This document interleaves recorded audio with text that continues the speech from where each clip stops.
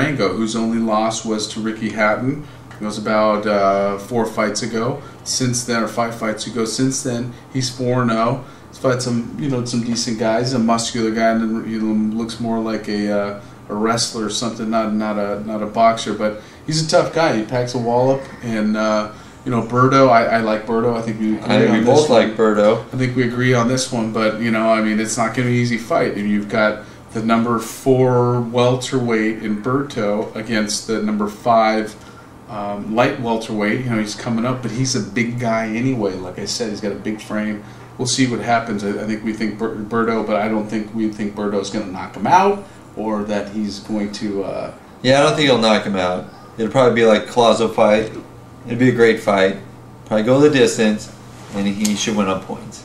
We'll see. That'll be If he does knock him out, then he jumps right up in my book, up with the Mosleys and the Pacquiaos. That's May 30th on HBO. That's free. On the undercard of that fight is going to be a very interesting fight that I think we're also both excited to see. Another guy who doesn't duck anybody, Cintron.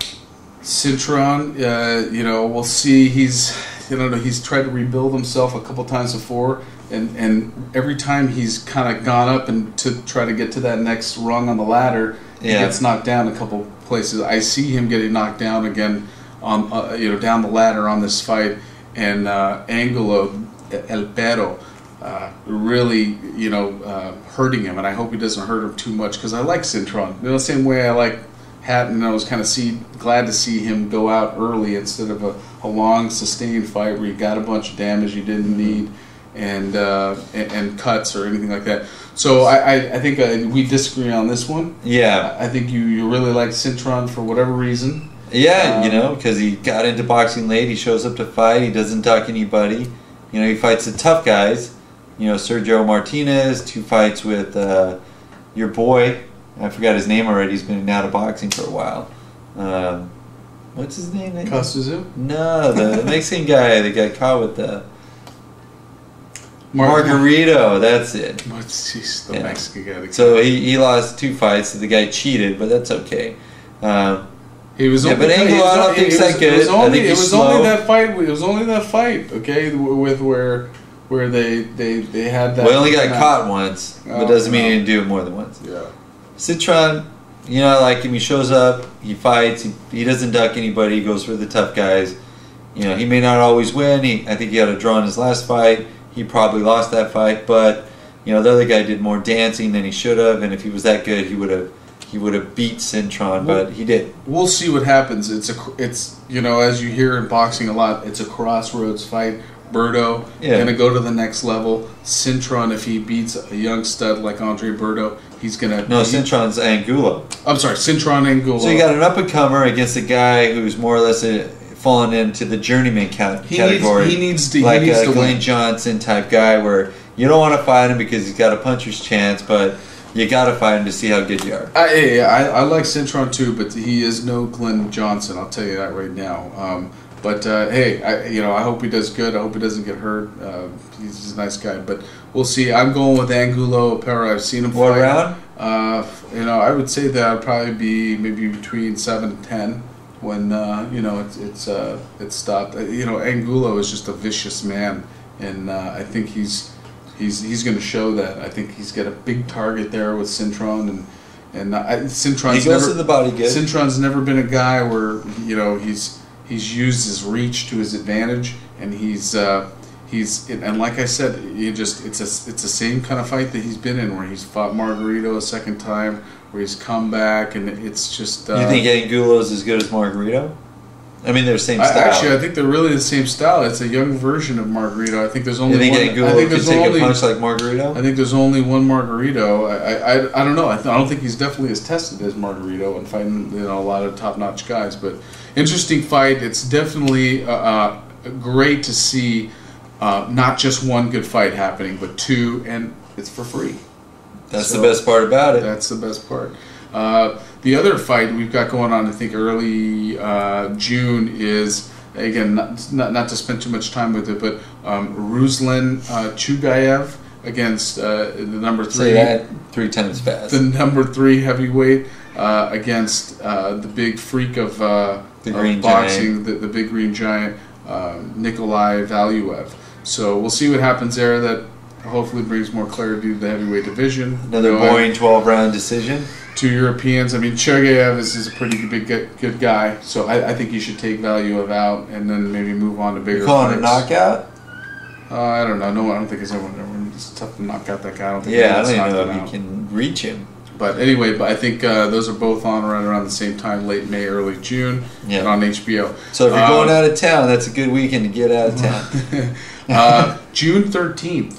This is the next, I think, biggest fight. Even though we like that Berto, Urango, Cintron, Angulo card, you know, this Cotto Claudio. I mean, that's real interesting. Now, is this more of a journeyman against a prize fighter? Is Claudio more like a Glenn Johnson? No, Claudio's an up and comer. I think he's been around there. But he's never graduated. I think, you know, we're talking about it's like that Corte. We're talking about you know how we're talking about Cintron and him being a guy who never quite lived up to his potential. I think he's disappointed in a lot of ways. Where Cintron, Claudio is never really disappointed. He hasn't taken that next step, and I think he takes it here in the Cotto fight, win or lose. I like him to win. He's tough. I like him to win as an upset. You know, you look at those odds. I don't know what they are, but I take him. Cotto, I think he wasn't tested enough in this last run that he had against Michael who knows who Jennings, I think he had a vicious fight with Margarito, and he beat Mosley before that, and he beat Molinari before that, and he's beat pretty much everybody except cheating Margarito. So hey, you know what? That's just my spin on it. This is the Paul Williams fan club president. Paul Williams beat Margarito Of course, he's going to say that. But the thing is I think it's an interesting fight. Number 2, number 4. It's in New York, where Cotto has a following of Puerto Ricans, right there. and I think that.